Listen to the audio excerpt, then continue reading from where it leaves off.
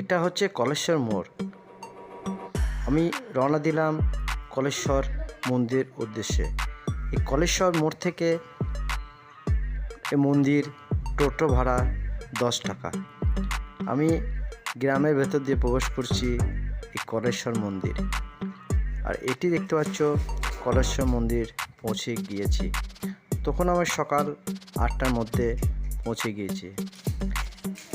আর সেদিন ছিল সোমবার। সকালের দিকে একটু ভিড়টা না থাকলেও 9টার দিকে প্রচণ্ড ভিড় হয়।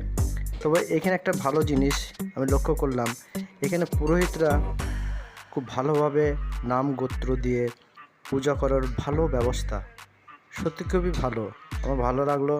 আর এটি হচ্ছে চারপাশের কলেশ্বর মন্দিরের দর্শন। আর আজকের ভিডিওটি হচ্ছে এই কলেশ্বর মন্দির থেকে তারাপীঠ কিভাবে শর্টকাটে যাব তারই আজকের এই ভিডিও।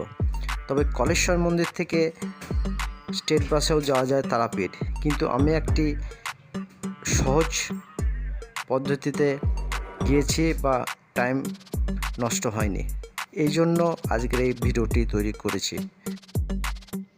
কলেশ্বর থেকে তারাপীঠ যাওয়ার যেমন অনেক স্টেট বাস আছে, তবে ঠিক টাইমে স্টেট বাস সবসময় পাওয়া যায় না।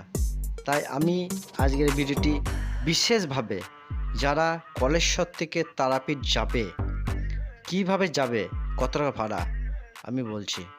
তবে কলেশ্বর বাস স্ট্যান্ড থেকে শিবগ্রাম যেতে হলে টোটোতে যেতে হবে। তবে কলেশ্বর বাস স্ট্যান্ড থেকে শিবগ্রাম টোটো ভাড়া 10 টাকা নেবে, এবং ওই শিবগ্রাম থেকে লোকাল বাস অনেক পাওয়া যায়। শিবগ্রাম থেকে তারাপীঠ ভাড়া নেবে বাসে 10 টাকা, যেটি বুদ্ধিগ্রাম হয়ে ও রামপুরহাট লাইনে যাওয়া ব্যবস্থা ভালোই আছে। তারাপীঠে শর্টকাটে যাওয়া যায়। তবে এটা দেখছো ওই শিবগ্রামের রাস্তার লাইনের এটা ভিডিও। আমি তারাপীঠের উদ্দেশ্যে রওনা দিলাম। তবে এইটা দেখছো তারাপীঠের বিশেষ গেট, অবশ্যই তোমরা জানো। এবং পরবর্তী যেটা দেখছো তোমরা অবশ্যই পৌঁছে গিয়েছো তারাপীঠ। এবং তারাপীঠের সবাই জানো কীভাবে যেতে হয়, কীভাবে দেখতে হয়, কীভাবে লাইন দিতে হয়, সবই সকলেরই জানা। তবে অবশ্যই আমার এই ভিডিওটি অবশ্যই দেখবে, ভালো লাগবে। মা তারা মায়ের দর্শন অবশ্যই পাবে,